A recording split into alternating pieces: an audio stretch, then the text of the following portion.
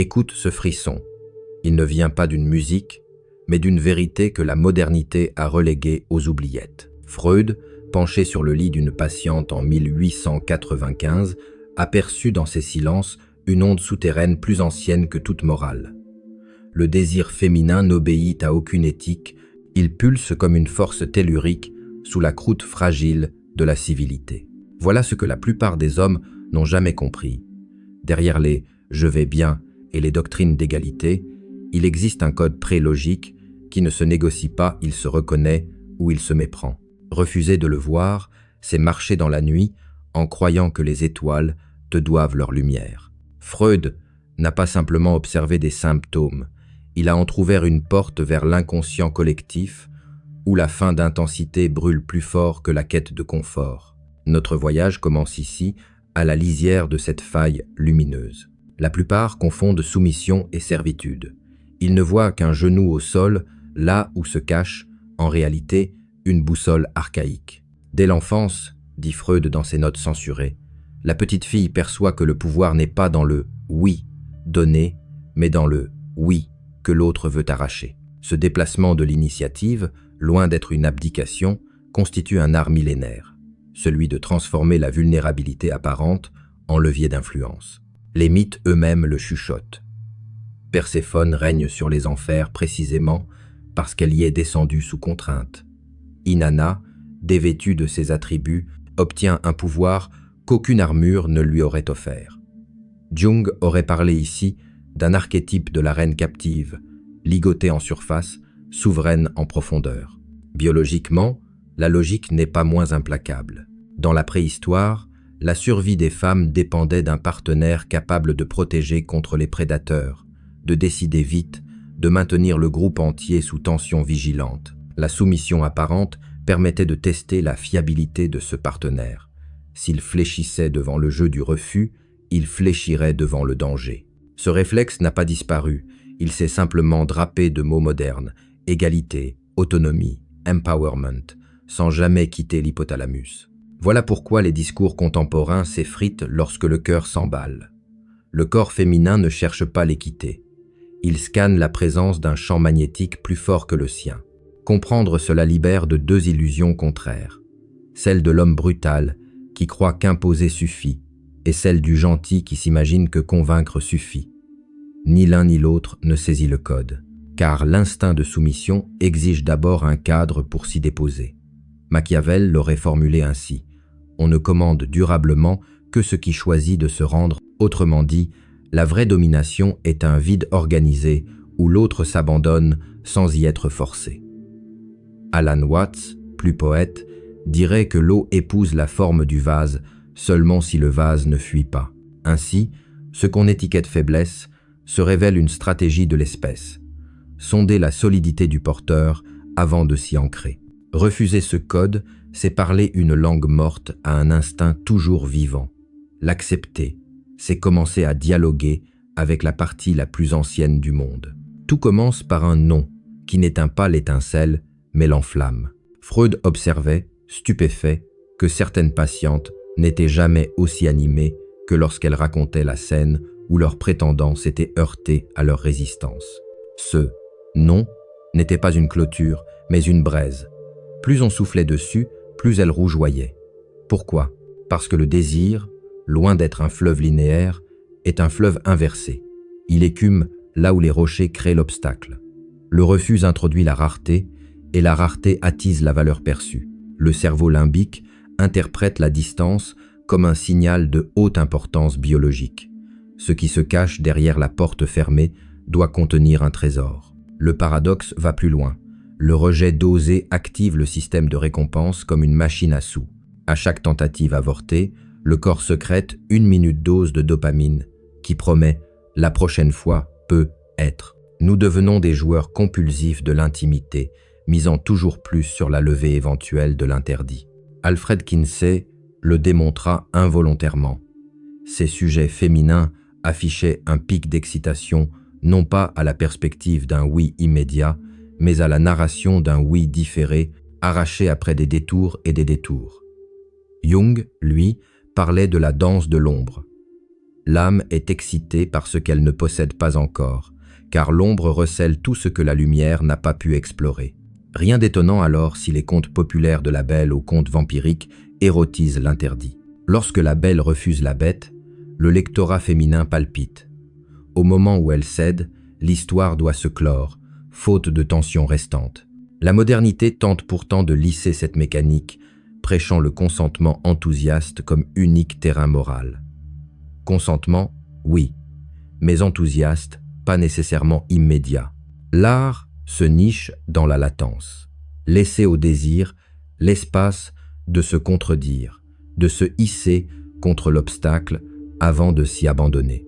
Machiavel, stratège des cités et des cœurs, aurait conseillé de ne jamais livrer la ville dès la première demande. La faire languir augmente son attachement au conquérant. De même, l'homme qui accorde tout, trop vite, mutile la fascination qu'il espère susciter. Paradoxalement, respecter l'autre, c'est lui offrir une résistance mesurée où son désir peut grimper comme une vigne. Dans ce clair-obscur, le non n'est pas la négation du lien, mais la corde qui, tendue, permettra bientôt le saut. Elle arrive, sourire calibré, agenda saturé, selfie calibré. Tout indique la réussite. Carrière ascendante, réseau dense, voyage instantanément instagrammé. Quand on lui demande « Comment ça va ?», elle répond sans hésiter « Parfaitement ». Pourtant, si l'on glissait un stéthoscope métaphorique sur son âme, on capterait un bruit de fond proche d'un orage.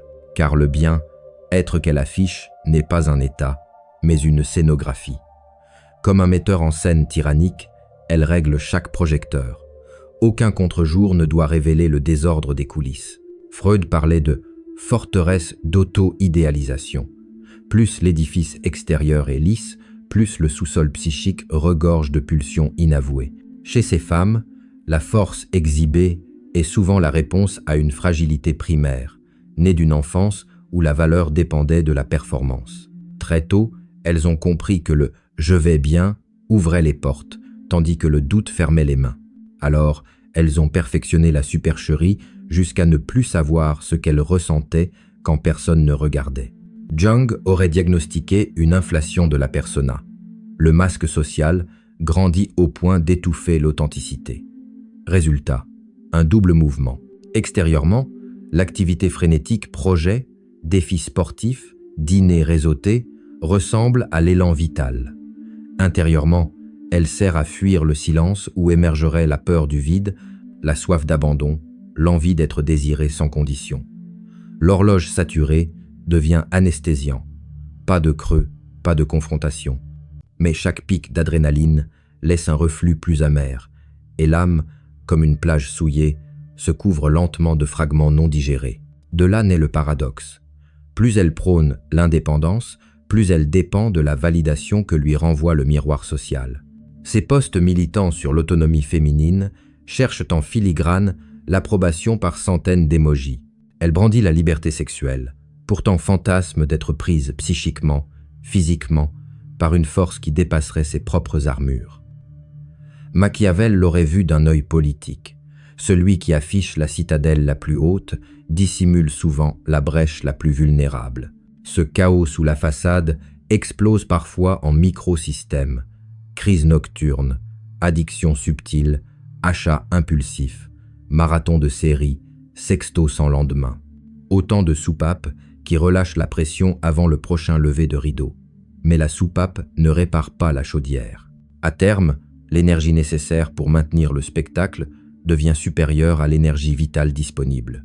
C'est le burn-out existentiel, fatigue non du travail, mais de la représentation. Reconnaître cette scission n'est pas accuser ces femmes, mais nommer la blessure collective.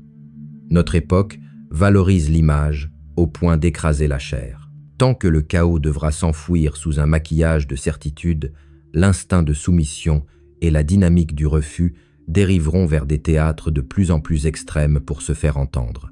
La façade brille, la cave réclame sa lumière. On lui a répété dès l'école primaire que la violence est archaïque, que la tendresse est l'ultime preuve de virilité éclairée. Alors il a poli chaque angle de sa personnalité, comme on émousse la lame d'un couteau devenu décoratif.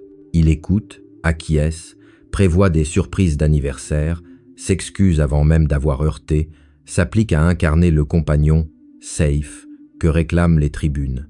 Pourtant, au moment décisif, sa bienveillance déclenche moins de désir que d'indifférence. Freud l'aurait appelé morale castration. En supprimant ses pointes, l'homme se rend mou et la psyché féminine, programmée pour répondre à la polarité, ne perçoit plus aucun champ magnétique. Le dilemme ne tient pas à la bonté en elle-même. Il naît de la confusion entre douceur et prévisibilité.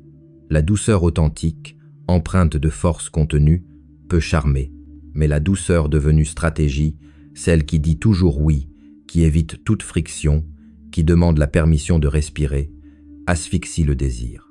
Jung expliquerait que l'anima masculine, lorsqu'elle n'est plus équilibrée par l'ombre, se transforme en servante du regard extérieur. Elle cherche l'approbation plutôt que l'unification intérieure. Résultat, l'homme gentil se vide de substance pour remplir le moule social, comme s'il troquait son feu contre un badge de conformité. Machiavel, observateur sévère, noterait qu'un prince trop soucieux d'amour populaire perd aussitôt le respect de ses alliés. De la même façon, le partenaire excessivement conciliant perd l'aura qui faisait de lui une figure singulière. Il devient interchangeable, donc négligeable. Or, l'archétype féminin, façonné par des millénaires, où la sécurité dépendait d'un guide ferme, cherche un repère stable, pas un miroir, qui reflète ses moindres caprices. Quand la femme teste, provoque, diffère une réponse, elle ne réclame pas une reddition. Elle scrute la capacité de l'homme à rester centré malgré la houle. Et c'est là que l'erreur bascule en tragédie. Persuadé que sa douceur sera récompensée, l'homme s'entête à redoubler d'efforts au lieu d'incarner une tension saine. Plus il se plie, plus elle se détourne, plus elle se détourne, plus il se plie. Spirale où chacun se sent trahi par l'autre, sans comprendre que c'est la dynamique même qui est viciée. Se relever exige donc un acte contre-intuitif. Réinstaller des limites, réapprendre le non, cultiver une verticalité interne qui autorise la tendresse parce qu'elle n'en dépend pas. Alors la douceur redevient choix et non acquiescement désespéré, suscitant cette attraction qu'aucune complaisance ne pourra jamais acheter. Depuis un demi-siècle, la modernité nous murmure qu'amour et désir doivent être symétriques, que la parité émotionnelle garantira l'harmonie du couple. Loi, publicité, pédagogie, tout conspire à peindre l'idylle comme un contrat d'égal à égal, sans hiérarchie ni tension. Pourtant, à l'écart des slogans, les données physiologiques racontent une toute autre légende. Les capteurs de Kinsey, les IRM de l'UCLA, les tests pupillaires d'Oslo convergent. Le corps féminin ne s'embrasse pas devant la convenance, mais devant la polarité. Cet écart d'énergie, où l'un mène et l'autre se laisse traverser. Dès lors, l'égalité proclamée se heurte à une architecture neuronale forgée dans les grottes paléolithiques. Pour survivre, la femelle Homo sapiens devait choisir un partenaire capable d'imposer sa volonté au chaos extérieur. Refuser ce legs instinctif, c'est comme nier la gravité sous prétexte de progrès moral. L'idéologie plane quelques mètres, puis retombe sur la poussière du réel. Pire, plus on exige du désir qu'il obéisse aux principes égalitaires, plus il devient clandestin, se maquillant de culpabilité ou s'exilant vers des fantasmes extrêmes. Ainsi voit-on fleurir les romans dark romance, les forums BDSM, les séries peuplées d'anti-héros, éruption culturelle d'une vérité somatique refoulée. Jung évoquait cette loi d'équilibre.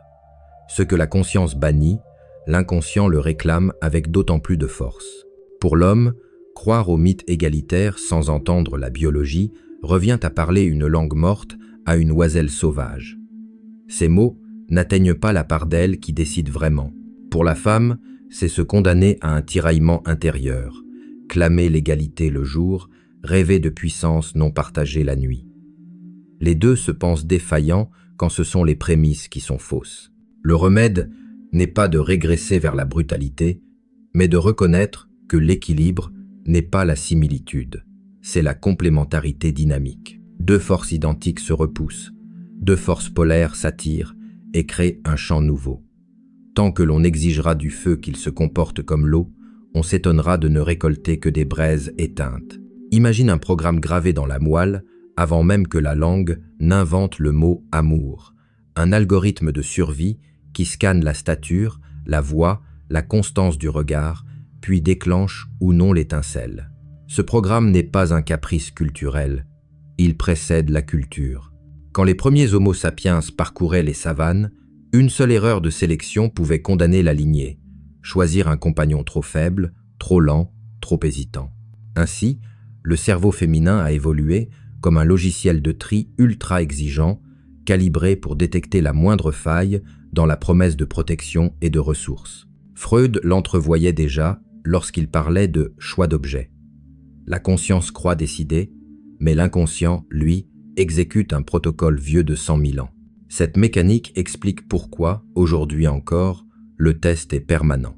Un retard volontairement provoqué, une pique jetée en l'air, une distance instaurée sans prévenir, autant de micro-séismes destinés à mesurer la solidité de l'autre.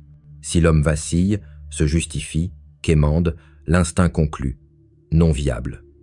S'il demeure centré, voire légèrement amusé, l'instinct s'ouvre, potentiellement fertile. Rien de personnel, tout est biologique. Les laboratoires modernes confirment ce que les chamans savaient. Dans une IRM, l'amygdale féminine s'illumine à la vue d'un visage sûr de lui.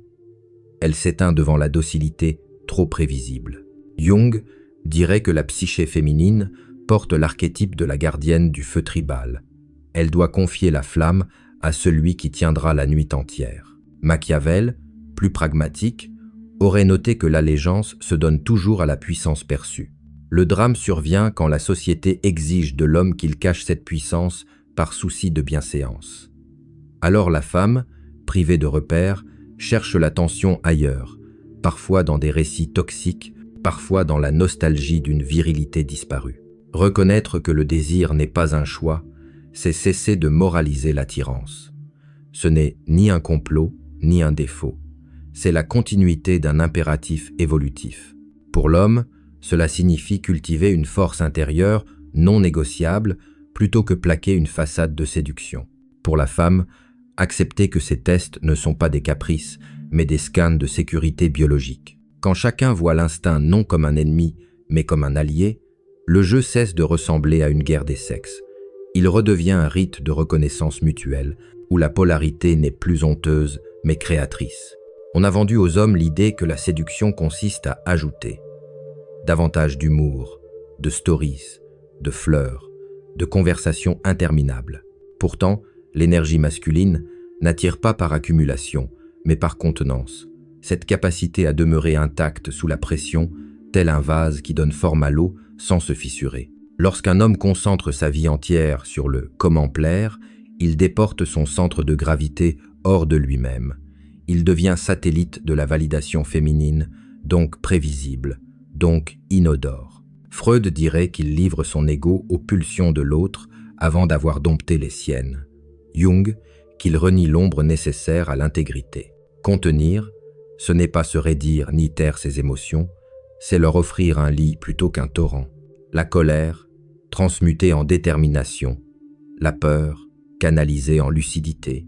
Le désir, tenu comme un arc bandé plutôt qu'expulsé à la première impulsion.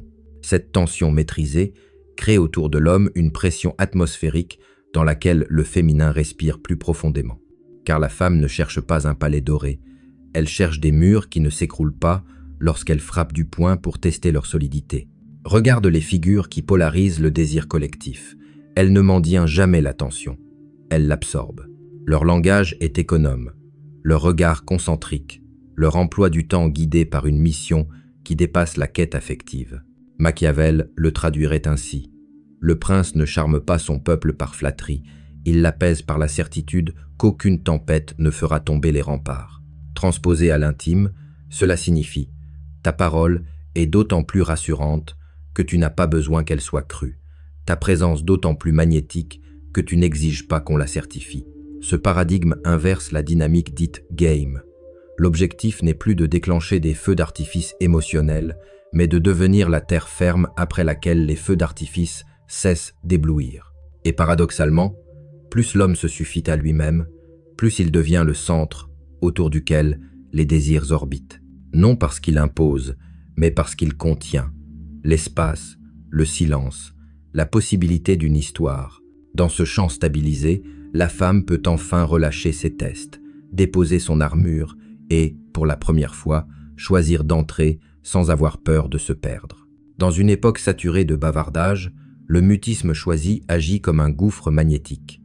L'esprit qui observe sans commenter offre au désir féminin un écran sur lequel projeter 1000 scénarios. Freud notait que l'imagination, privée d'information, remplit le vide avec des fantasmes plus intenses que n'importe quelle déclaration. Rester calme quand elle provoque, garder le regard posé quand elle exige une explication, c'est laisser la tension monter seule, comme une eau qui bute contre un barrage jusqu'à faire tourner la turbine de son propre chef. Le second principe froisse l'idéologie égalitaire, mais nourrit l'instinct. Prendre la direction avant d'en discuter. Nous dînons là vendredi, énoncé posé, non négociable, trace une trajectoire claire où elle peut se détendre. Loin d'être autoritaire, ce geste libère la charge cognitive qu'impose le choix permanent. Le cerveau féminin, ainsi déchargé, peut glisser du mode contrôle vers le mode ressenti. Jung dirait que le masculin ordonne le chaos potentiel. Machiavel y verrait l'autorité qui sécurise. Sans cap, l'embarcation dérive. Avec un capitaine ferme mais juste, le voyage devient aventure. Enfin, la valeur d'une présence se mesure à sa densité, non à sa fréquence. Offrir une écoute profonde, puis disparaître pour cultiver son propre royaume, crée un battement cardiaque relationnel. Disponibilité, absence, retour. Cette alternance réactive la dopamine comme un métronome imprévisible. Donnée en continu, l'attention devient anesthésie. Distribuée par vagues, elle demeure parfum et non étouffement. Rareté ne signifie pas froideur. Le moment partagé doit être incandescent, suivi d'un retrait qui laisse la braise travailler l'imaginaire. Ces trois lois ne manipulent pas. Elles révèlent. Elles rappellent que le désir n'est pas nourri par la complétude, mais par l'espace, la direction et le suspense. L'homme qui les incarne ne force rien. Il orchestre les conditions où l'instinct féminin peut jouer sa partition la plus ancienne, celle qui danse entre curiosité et capitulation. Chaque jour où tu as quémandé l'amour comme une faveur, tu as érodé la citadelle intérieure, capable de l'attirer sans effort. Vouloir être aimé avant d'être entier, c'est payer une dîme invisible.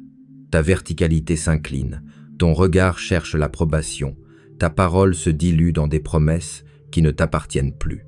Le prix, une existence en apnée, faite de concessions minuscules qui finissent par coûter ton souffle. Freud l'avait pressenti.